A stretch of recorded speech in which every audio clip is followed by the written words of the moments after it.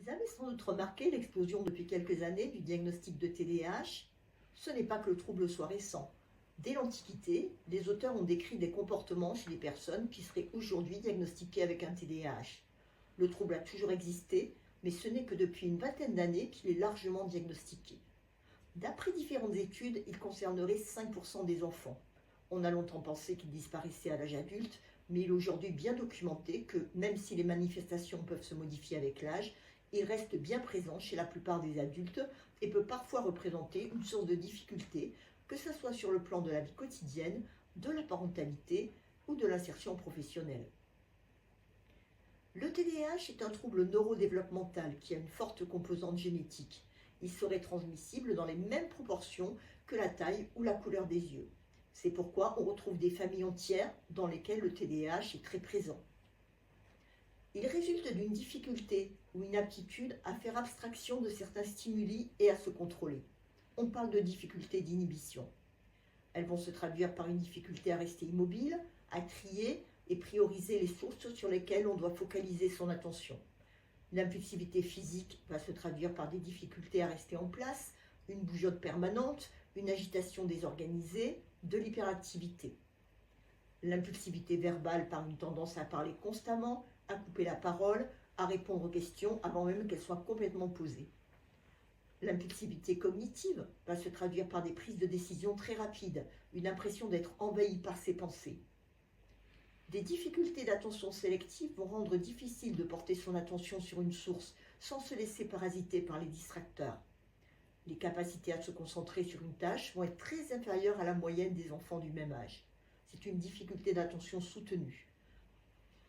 Généralement, il y aura aussi des difficultés au niveau de l'attention divisée. Impossible de faire deux choses à la fois. Le TDAH s'accompagne fréquemment de difficultés de flexibilité, ce qui fait que l'enfant peut sembler opposant dès lors qu'il est face à des consignes. Il s'accompagne aussi fréquemment d'une fragilité de l'humeur et de manifestations d'anxiété, qui elles aussi peuvent aller de légères à très sévères. Comme pour tous les troubles, le TDAH peut être d'intensité légère, modérée ou sévère. C'est pourquoi on parle de spectre, et avec le même diagnostic, les difficultés vont être très différentes selon où se situe l'enfant sur le spectre. Les autres ressources cognitives dont il dispose pour compenser vont aussi grandement moduler les effets du trouble. Les enfants qui présentent un TDAH ont par contre une capacité d'attention supérieure à la moyenne lorsqu'ils sont face à un sujet ou une activité qui les passionne. On parle alors d'attention focalisée. C'est ce qui peut faire dire à certains qu'il n'a pas de problème de concentration. Quand ça l'intéresse, il peut se concentrer des heures. Ben oui, sur une tâche qui l'intéresse fortement, qui le stimule de manière forte. Il risque même de développer des addictions, par exemple aux jeux vidéo, qui représentent une source de stimulation importante pour beaucoup. Aller à la recherche de ces sujets ou activités qui le stimulent, ses leviers de motivation, et accompagner l'enfant à développer ses ressources et ses compétences autour de ses centres d'intérêt, représente le meilleur traitement du trouble. Et enfin, le fait de le connaître, le reconnaître et le prendre en compte sont déjà en soi une intervention efficace. Une grande distractibilité, une difficulté à être attentif de façon soutenue lors de certaines activités, une tendance à éviter les activités qui demandent un effort mental soutenu ou à procrastiner, des difficultés à prêter attention aux détails, une propension à faire des fautes d'étourderie, des difficultés à amorcer, poursuivre ou terminer une tâche, des difficultés à s'organiser, que ce soit dans son travail ou ses activités, des oublis fréquents au quotidien, une focalisation de l'attention sur une activité plaisante, de l'agitation désorganisée, une grande impulsivité, des fluctuations d'humeur, des difficultés dans la régulation des émotions, une tendance à parler constamment, à interrompre, des comportements d'interruption. L'enfant peut venir s'imposer entre deux personnes qui se parlent, des difficultés à attendre, de l'impatience, des décisions trop rapides, mais parfois aussi des difficultés à faire des choix sur des choses simples. Il peut être intéressant lorsque l'on relève ces indicateurs de situer leur intensité sur une échelle de 0 à 10, parce qu'à minima, on va les retrouver chez la plupart des enfants. Attention, pour que l'on parle de troubles, il faut que les difficultés soient présentes dans différents contextes, avec différents intervenants, de manière durable, et avec des impacts significativement négatifs sur le fonctionnement. En présence d'un certain nombre de ces signes, il est important d'accompagner l'enfant vers une évaluation. Une première évaluation peut se faire chez un neuropsychologue. Le diagnostic devra alors être confirmé par un médecin. Le diagnostic se fait généralement à partir de 6 ans. Le diagnostic de TDAH ouvre droit à une reconnaissance du handicap et à des adaptations scolaires ou professionnelles. Pour le traitement, les recommandations de la Haute Autorité de la Santé sont de ne recourir à la médication que si et seulement si d'autres approches ont été utilisées et n'ont pas eu suffisamment d'efficacité et que le développement de l'enfant est sérieusement compromis. En particulier, un TDAH sévère peut mener à de nombreuses prises de risques, voire des conduites à risque et des accidents fréquents. S'il n'est pas traité, il peut aussi amener à des prises de toxiques et des addictions à l'adolescence et à l'âge adulte. Les autres interventions sont avant tout la psychoéducation, qui va consister à donner de l'information à l'enfant et ses proches, dont bien sûr la famille d'accueil. La guidance familiale ou éducative, qui va permettre d'aider les proches à adapter leur intervention de manière à réduire l'intensité des manifestations, et les psychothérapies cognitives et comportementales, qui peuvent donner de bons résultats sur les comportements problèmes.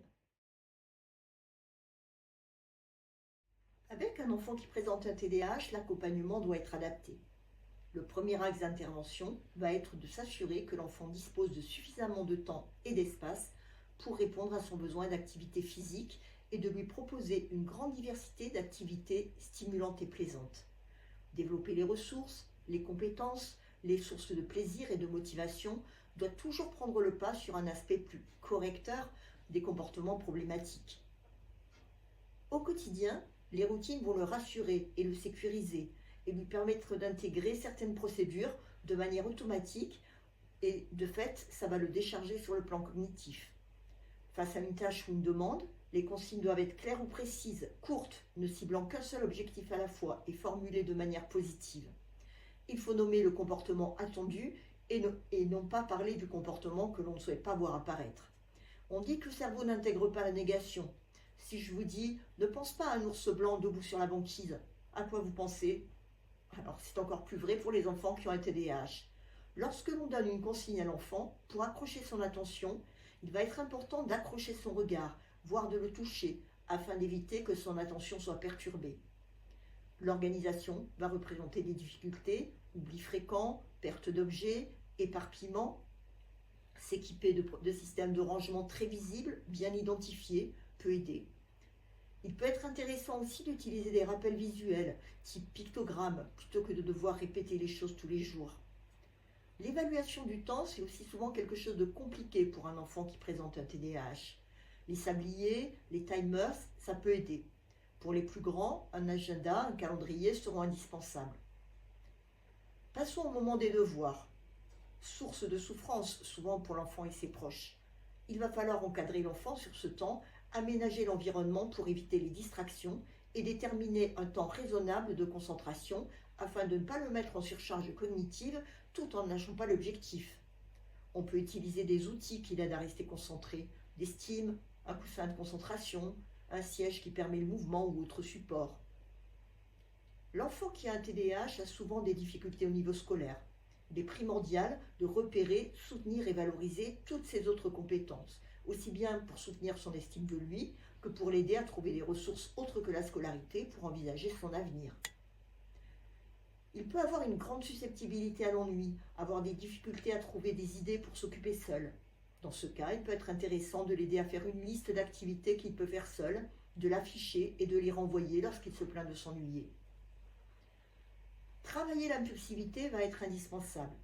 Vous pourrez trouver sur ma chaîne YouTube 2 petites vidéos, l'une pour les enfants et l'autre pour les ados, qui expliquent ce qu'est l'impulsivité et donnent quelques pistes pour la travailler.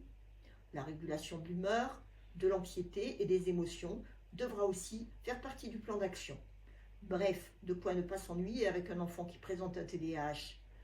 Et enfin, pour vous informer et vous soutenir, vous pouvez vous rapprocher de l'association Hyper Super TDAH France, dont le site internet est une mine d'informations et de ressources et qui propose de nombreuses activités aux personnes concernées par le TDAH et leurs proches.